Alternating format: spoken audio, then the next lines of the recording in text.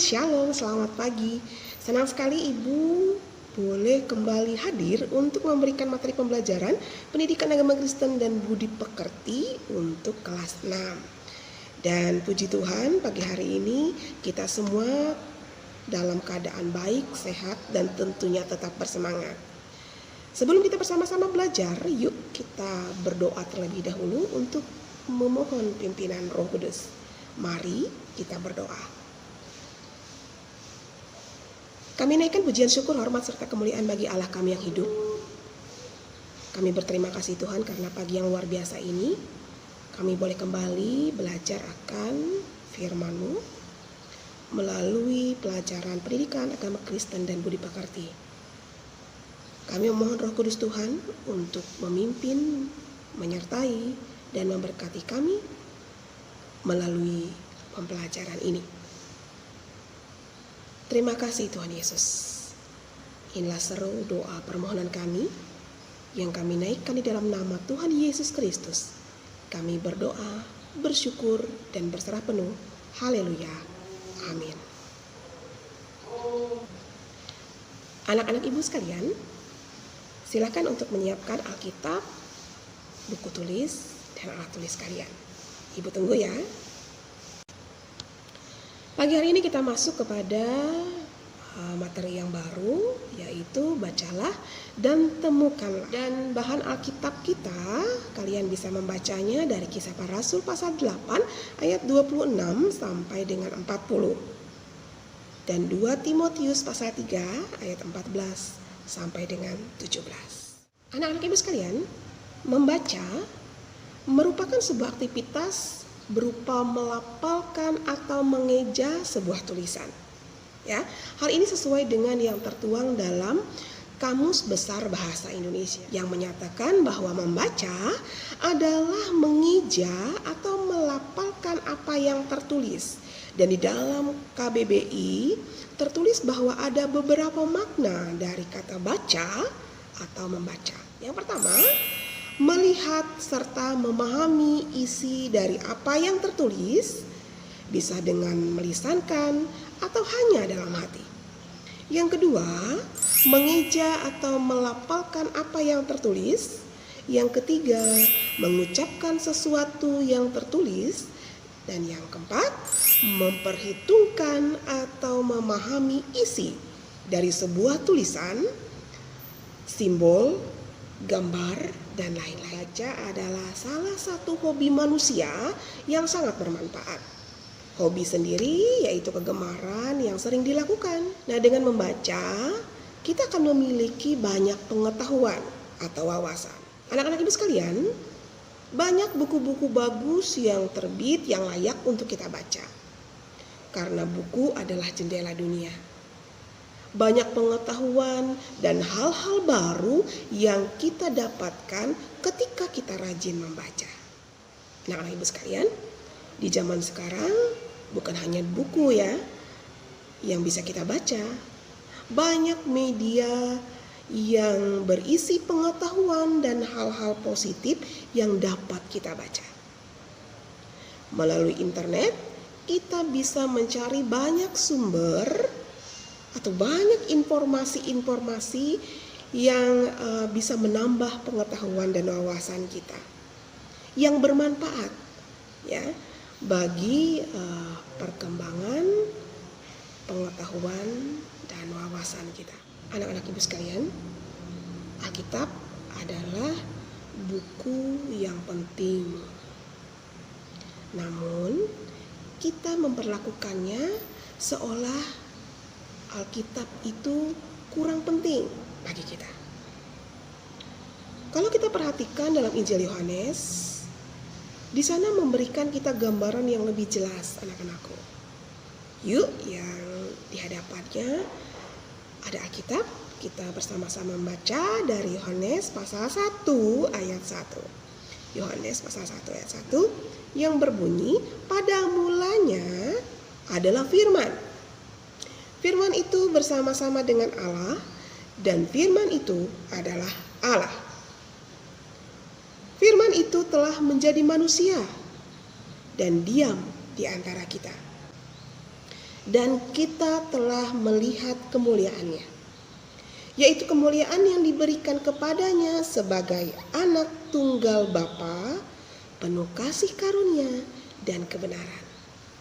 Yohanes 1 ayat 14. Anak-anak ibu sekalian, firman Tuhan itu adalah Allah. Firman itu telah menjadi manusia. Dan dialah Tuhan kita Yesus Kristus. Jadi, firman Tuhan yang ada di dalam Alkitab adalah pribadi Allah sendiri yang diwahyukan kepada kita orang percaya.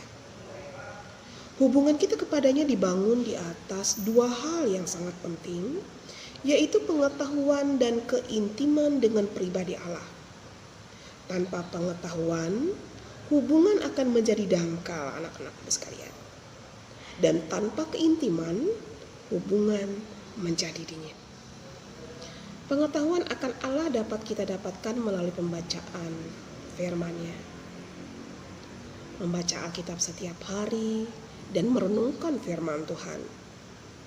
Membaca dan mempelajari firman Tuhan adalah hal yang berbeda, anak-anak ibu sekalian. Saat kita mempelajari firman Tuhan, kita akan menemukan pesan dari firman tersebut dengan lebih dalam karena kita mengetahui apa latar belakang dan konteks penulisannya. Untuk mengetahuinya, sudah sangat banyak buku ataupun aplikasi yang membantu kita untuk memahami bagian firman Tuhan tersebut. Anak-anak ibu sekalian, ada 3 hal praktis yang perlu kita perhatikan dalam mempelajari firman Tuhan. Ya. Yang pertama, berdoalah terlebih dahulu untuk meminta pimpinan Roh Kudus. Ya, supaya Roh Kudus memberikan kita pengertian yang benar akan firman Tuhan. Yang kedua, kita mengenali konteks dari teks yang sedang kita baca. Ya, apa yang Tuhan sampaikan kepada kita? Kenapa cerita ini ada, begitu ya? Pasti ada kaitannya dengan bagian-bagian sebelumnya. Jadi kita harus membaca bagian itu tidak hanya setengah-setengah atau satu bagian saja, tapi semua isi dalam Alkitab berkaitan satu dengan yang lain ya. Jadi kita harus membaca keseluruhan bagian dari Alkitab, bukan hanya satu ayat, satu kalimat, atau hanya 1, 2, 3 kata gitu. Nah, yang ketiga, baca Alkitab bersama dengan orang lain ya. Mengapa ibu katakan membaca Alkitabnya bersama dengan orang lain? Karena ketika kita membaca Alkitab sendiri, kita mencoba untuk mengerti bagian firman Tuhan itu ya sendiri. Tetapi ketika kita mencoba untuk membaca Alkitab dan mempelajari Alkitab bersama dengan teman-teman, bersama orang tua, saudara, keluarga, ataupun jemaat Tuhan, kita akan diberikan satu pemahaman yang baru ya tentang bagian firman Tuhan itu. Ya, terlebih kalau kita bisa sharing dengan hamba-hamba Tuhan ya, diskusi dengan hamba-hamba Tuhan, dengan kakak-kakak sekolah minggu, dengan kakak-kakak remaja begitu. Mereka akan memberikan kita pemahaman yang baru bagaimana kita memahami Alkitab. Anak-anak ibu sekalian, ingat lagu sekolah minggu yang kalian pernah pelajari pada saat kalian di sekolah minggu baca kitab suci? Baca kitab suci, doa tiap hari, doa tiap hari, doa tiap hari. Baca kitab suci, doa tiap hari kalau mau tumbuh, kalau mau tumbuh, kalau mau tumbuh. Baca kitab suci, doa tiap hari kalau mau tumbuh. Membaca kitab suci dan doa tiap hari adalah satu kegiatan yang kita lakukan secara pribadi untuk menjalin hubungan yang intim dengan Tuhan. Menjalin hubungan yang lebih akrab, yang lebih dekat dengan Tuhan. Membaca Alkitab, berdoa tiap hari. Maka iman kita akan terus bertumbuh di dalam Dia. Anak-anak ibu sekalian, dalam Timotius bagaimana Rasul Paulus mengajarkan Timotius untuk belajar akan kitab suci. Karena firman Tuhan adalah ajaran yang sehat bagi pertumbuhan iman Timotius. Anak-anak ibu sekalian, kalau kamu sudah membaca bagian Timotius tadi, Timotius belajar kitab suci dari kecil. Dia mengenal kitab suci sejak dia masih kecil. Diajarkan oleh keluarganya, oleh nenek dan ibunya, Lois dan Eunike. Kemudian dia belajar lagi dari Rasul Paulus. Sehingga pada usia muda, Rasul Paulus mempercayakan Timotius untuk menjadi pemimpin dalam jemaat. Anak-anak ibu sekalian, mari kita belajar memulai hari dengan membaca Alkitab. Mungkin membaca Alkitab itu terlihat tidak terlalu mengasikkan ya, dibandingkan main game ataupun juga nonton TV. Tapi anak-anak ibu sekalian, manfaat dari membaca Alkitab sangatlah besar bagi kita.